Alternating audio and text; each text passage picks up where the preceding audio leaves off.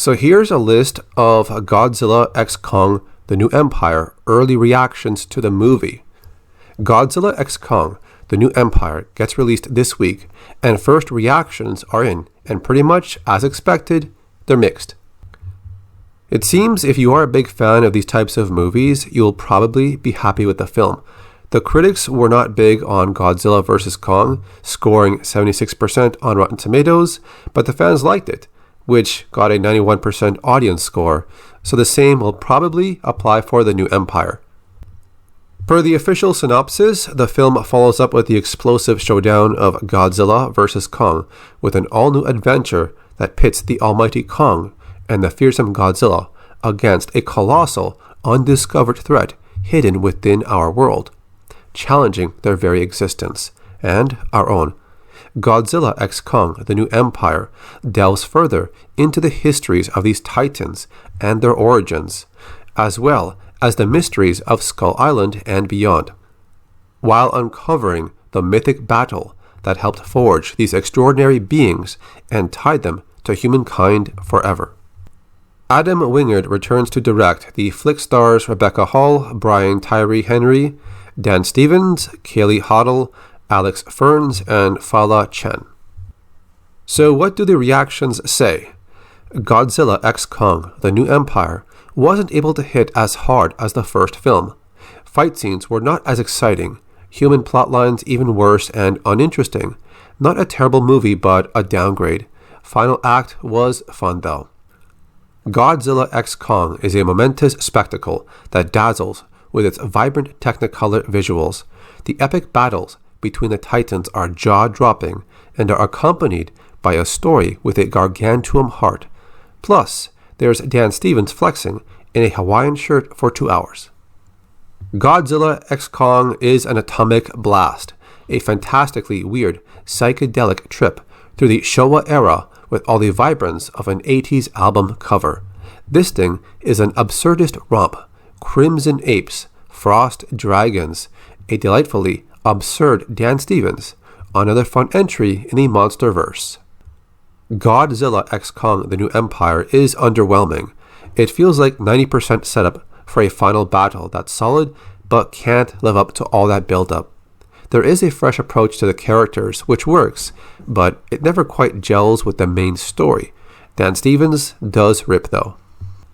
Godzilla x Kong was more fun than I expected. I was happy to see Kong get more respect.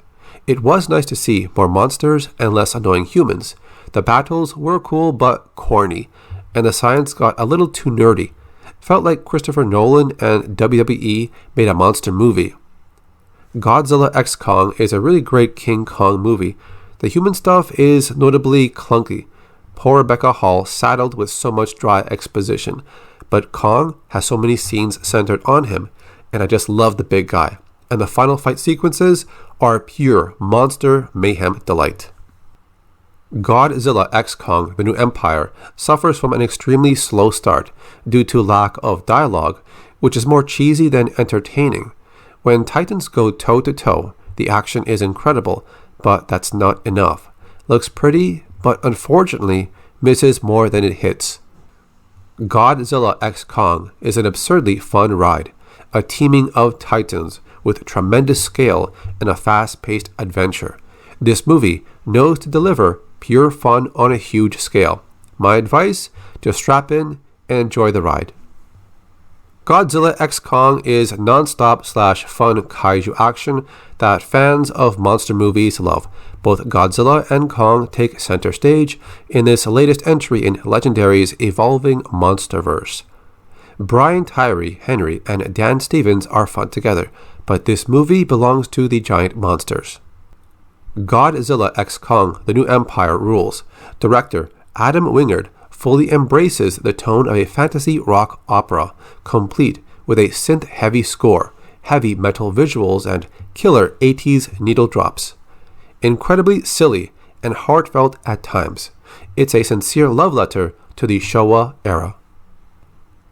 Godzilla x Kong: The New Empire is the most enjoyable MonsterVerse movie yet. The one where it feels everybody understood the assignment.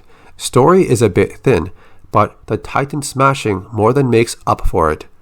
Godzilla x Kong hits plenty of sweet spots for me, tons of wild kaiju action, a brutal villain for Kong, a powered-up Godzilla, Dan Stevens having a blast, some legit surprises, and so many colors. Bring me more Monsterverse. So from these first impressions of the movie, it seems like the story is somewhat okay. It's decent. It's nothing, outstanding. But for the most part, if you're going to see a King Kong or Godzilla movie, for the majority, we're going there for the action. And that's pretty much what I'm going there for when I see it soon. I mean, I'm sure the story is decent to kind of tie everything together and help you understand what's going on, who's involved, and what's happening. But for the most part, of course, I want to see the action. So I'll see it soon, and I'll let you guys know what I think about it.